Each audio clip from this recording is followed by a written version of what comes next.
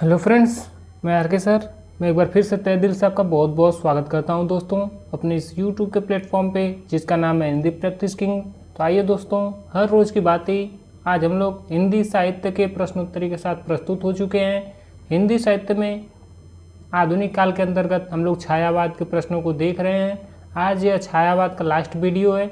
इसके बाद हम लोग कल से सीधे प्रगतिवाद में पहुँच जाएंगे। चलिए प्रारंभ करते हैं आज के छोटे से वीडियो में।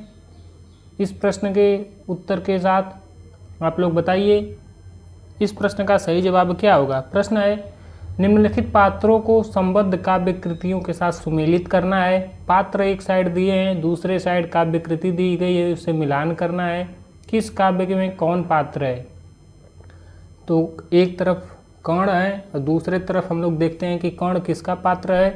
तो कर्ण जो है रश्मिरथी का पात्र है। किसका पात्र है आप लोग जानते हैं, पिछले कक्षाओं में पढ़ चुके हैं। कर्ण किसका पात्र है? तो रश्मिरथी का। और रश्मिरथी कृति कौन किसकी है? तो यह कृति है दिनकर जी की। किसकी है? दिनकर जी की।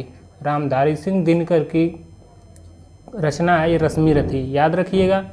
कमला किसका पात्र है? तो कमला प्रलय की छाया का पात्र है। किसका है? प्रलय की छाया का पात्र है, याद रखिएगा। और यह इसके कृतिकार कौन है? तो जयशंकर प्रसाद जी हैं। कौन है? जयशंकर प्रसाद जी हैं, याद रखिएगा। औसिनरी किसका पात्र है? औसिनरी जो है उर्वशी का पात्र है। और उर्वशी के रचनाकार कौन है? तो आप लोग जानते हैं दिनकर जी हैं। कौन है? रामधारी सिंह दिनकर जी की कृति है। और राहुल किसका पात्र है? तो राहुल यशोधरा का पात्र है। किसका है? यशोधरा का पात्र, दूसरे में चला जाएगा। और यशोधरा के कृतिकार कौन है या फिर रचनाकार कौन है? तो गुप्त जी हैं। मैथिली शरण गुप्त राष्ट्र कवि कहे जाते हैं, यही हैं। बाकी कामायनी तो आप लोग समझ ही गए होंगे किसके रचनाकार कौन है? तो जयशंकर प्रसाद जी हैं। और इस तरह से हम लोग देखते हैं पहले का 3 नंबर में, पहले का 3 नंबर है ऑप्शन सी में, अर्थात option C is the right answer हो जाएगा। अगला प्रश्न है, लहर किस विधा की रचना है? क्या यह नाटक है या काव्य है या निबंध है या उपन्यास है? तो इसका सही जवाब हो जाएगा लहर एक काव्य है। क्या है? लहर एक काव्य है। Option B is the right answer हो जाएगा। लहर जयशंकर प्रसाद जी के द्वारा रचित एक काव्य है। और इनकी अन्य रचनाएं कौन कौन सी हैं? तो उर्वशी, वन मिलन, प्रेम राज्य, कानन कुसुम, झरना, आंसू, लहर, कामायनी, ये सब जयशंकर प्रसाद की रचनाएं हैं, याद रखिएगा। इसका सही जवाब ऑप्शन बी हो जाएगा। अगला प्रश्न है, सुमित्रा नंदन पंत की रचनाएं मुख्यतः किस युग से संबद्ध है? क्या वह प्रगतिवादी हैं या द्विवेदी युगीन हैं या छायावादोत्तर युग है या फिर छायावाद युग है? मैं समझता हूँ इस प्रश्न का सही जवाब तो लगभग सभी लोग दे ले जाएंगे। इसका सही जवाब हो जाएगा ऑप्शन डी, छायावाद युग की इनकी सारी रचनाएं। किनकी हैं? सुमित्रा नंदन पंत एक छायावादी कवि हैं, तो इनकी रचनाएं भी छायावाद से ही रिलेटेड होंगी, याद रखिएगा। सुमित्रा नंदन पंत प्रकृति के सुकुमार राजकुमार कवि कहे जाते हैं। इनका महत्वपूर्ण काव्य उच्छ्वास जो 1920 में रचित है, और उसके सिवाय ग्रंथि 1920 में, वीणा 1927 में, पल्लव 1928 में, जिसे छायावाद का मैनिफेस्टो या घोषणा पत्र भी कहा जाता है, गुंजन 1932 में। ये सारी रचनाएं इनके युगांत 1936 में, उसी से छायावाद का अंत भी माना जाता है। इनकी एक रचना चिदम्बरा है। चिदम्बरा पे 1968 में इनको क्या मिला था? ज्ञानपीठ पुरस्कार, याद रखिएगा। अगला प्रश्न है, सूर्यकांत त्रिपाठी निराला ने अपनी पुत्री की याद में कौन सी कविता लिखी? इनकी पुत्री का नाम क्या था? आप लोग लगे हाथ बताइए। इनकी पुत्री का नाम सरोज था, इसीलिए अपनी पुत्री की याद में इन्होंने सरोज स्मृति नाम की रचना की। कब की है? 1935 ईस्वी में। जब आप ही सोचिए इनकी पुत्री 35 वर्ष की अवस्था में मृत्यु को प्राप्त होगी तो कैसा लगेगा? दुख होगा, स्मृति होगी। तो इसीलिए सरोज नाम की उनकी लड़की थी, तो सरोज स्मृति की रचना की। ऐसे ट्रिक से आप लोग याद रख सकते हैं। बाकी निराला की अन्य रचनाएं कौन कौन से हैं? तो राम की शक्ति पूजा जो 1936 ईस्वी में रचित है। तुलसीदास नाम की काव्य कृति इनकी 1938 ईस्वी में रचित है। कुकुरमुत्ता, अर्चना, आराधना इत्यादि इनकी रचनाएं हैं। और इन्होंने मतवाला समन्वय पत्र का संपादन भी किया, याद रखिएगा। निराला जी ने किस पत्र का संपादन किया? तो मतवाला। किसका? मतवाला। ये इम्पोर्टेंट इसलिए लिख दे रहा हूँ। अगले प्रश्नों की ओर हम लोग बढ़ चलते हैं। अगला प्रश्न है, कविता है कि वह आता दो टूक कलेजे करता पछताता पथ पर आता। ये पंक्तियाँ किस कविता से ली गई हैं? इसके रचनाकार कौन है?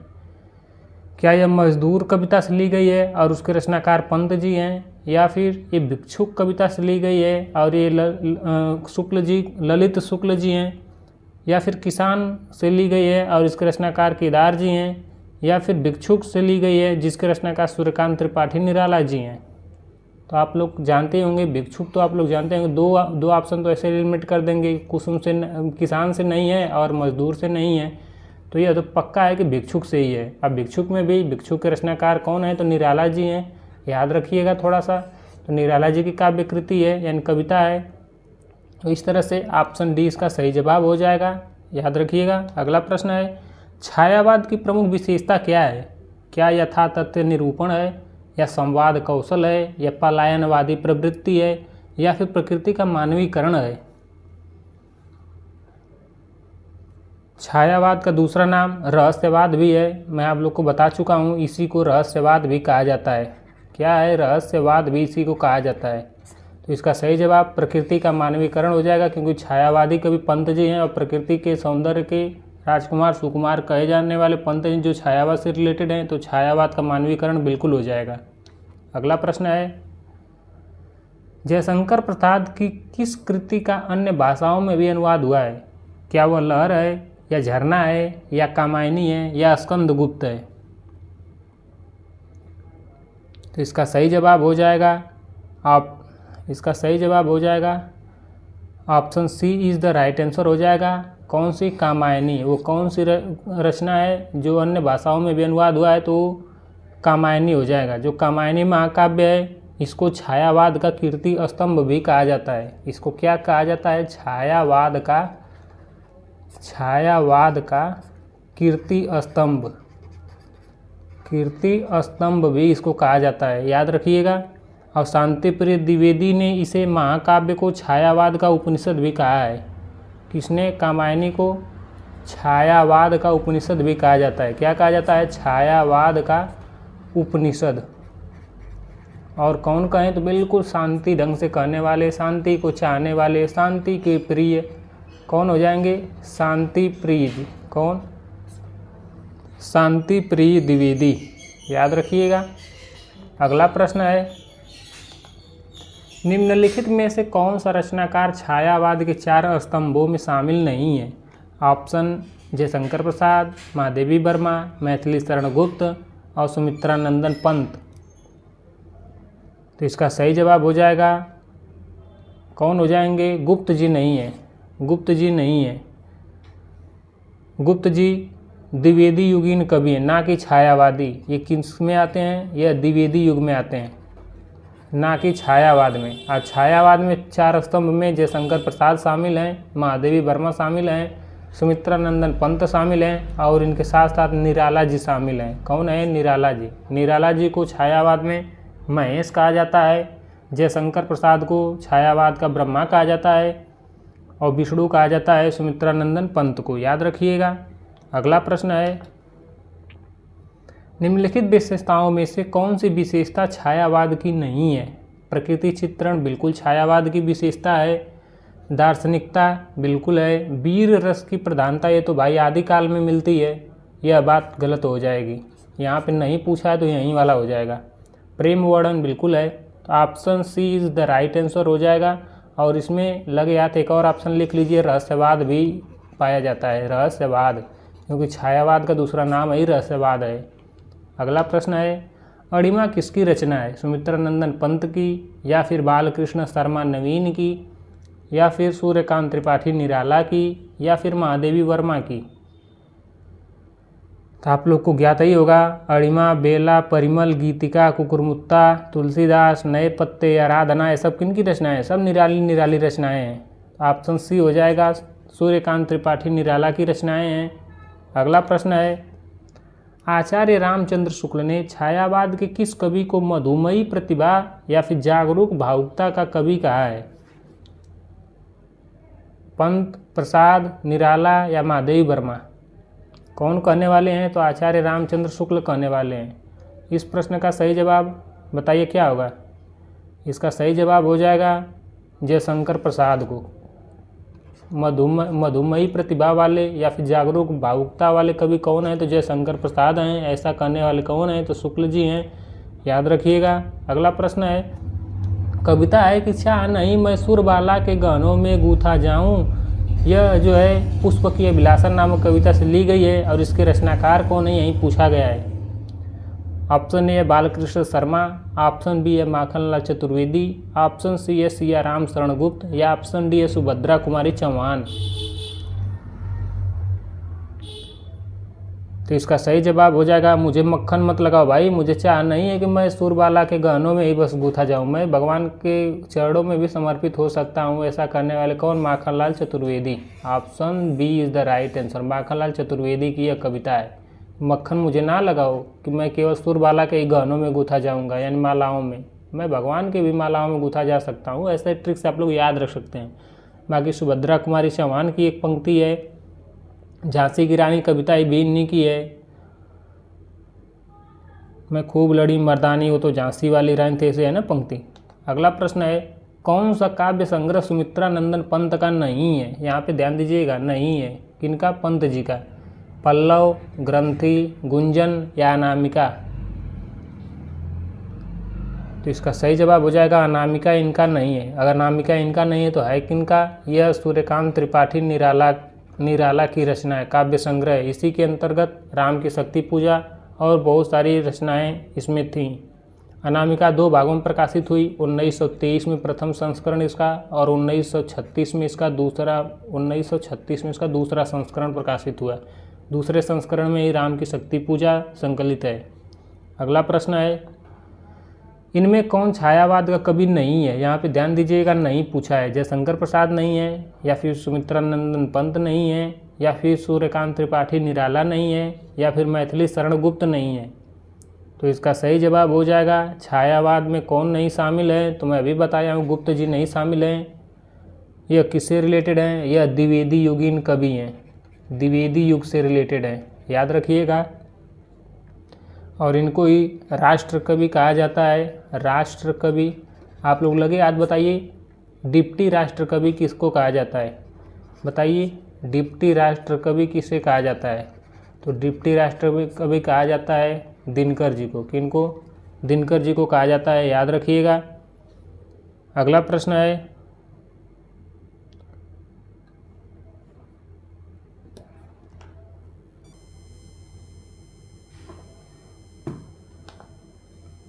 कौन सी रचना महादेवी वर्मा की नहीं है? बताइए।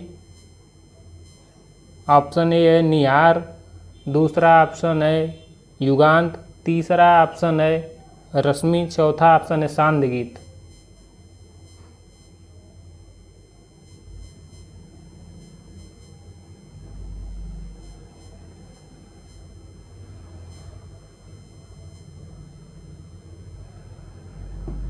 इसका सही जवाब हो जाएगा, आप लोग जानते हैं, युगांत। कौन सा हो जाएगा? युगांत हो जाएगा।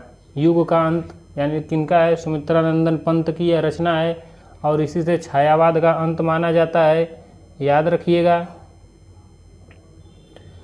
अगला प्रश्न है, इनको ही महादेवी वर्मा की एक कविता है, एक रचना है यामा, जो 1940 ईस्वी में रचित है और 1982 में इनको उसी पे ज्ञानपीठ पुरस्कार मिला। किस रचना पे?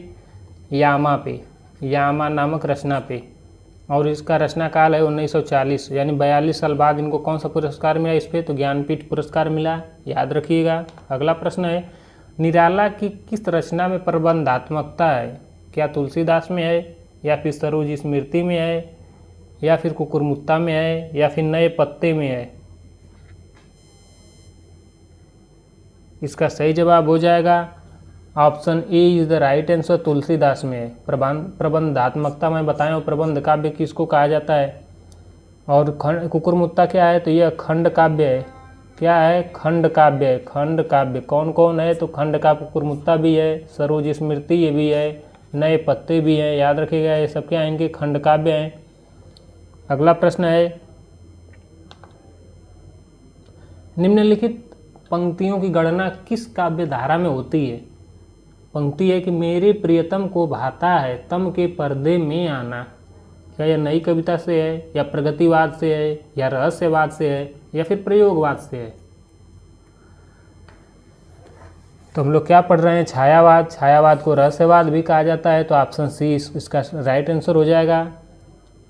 यह पंक्ति आधुनिक युग की मीरा कहे जाने वाली महादेवी वर्मा की पंक्ति है। याद रखिएगा किनकी पंक्ति है, तो महादेवी वर्मा की। अगला प्रश्न है, न जाने ढुलक ओस में कौन खींच लेता मेरे दृग मौन। मैं मौन पंत की किस कविता की पंक्ति है? न जाने ढुलक ओस में कौन खींच लेता मेरे दृग मौन पंत की किस कविता की पंक्ति है? बताइए। निशा निमंत्रण की है, या मौन निमंत्रण की है, या नौका विहार की है, या फिर ज्योत्सना की है? तो आप लोग देख ही रहे हैं, यहाँ पे निमंत्रण दिया हुआ है, मौन निमंत्रण, यहाँ पे भी दृग मौन। तो इस ट्रिक से आप लोग याद रखिएगा। और यह किनकी है? तो सुमित्रा नंदन पंत की कविता से लिया गया है। याद रखिएगा कौन सी कविता है? तो मौन निमंत्रण से लिया गया है। Option B is the right answer हो जाएगा। तो साथियों, आज के लिए बस इतना ही। कल के वीडियो में हम लोग सीधे प्रगतिवाद में चले जाएंगे। और प्रगतिवाद कब से कब तक रहा? तो 1936 ईस्वी से 1943 ईस्वी तक रहा। याद रखिएगा, मोस्ट इम्पॉर्टेंट है या प्रगतिवाद।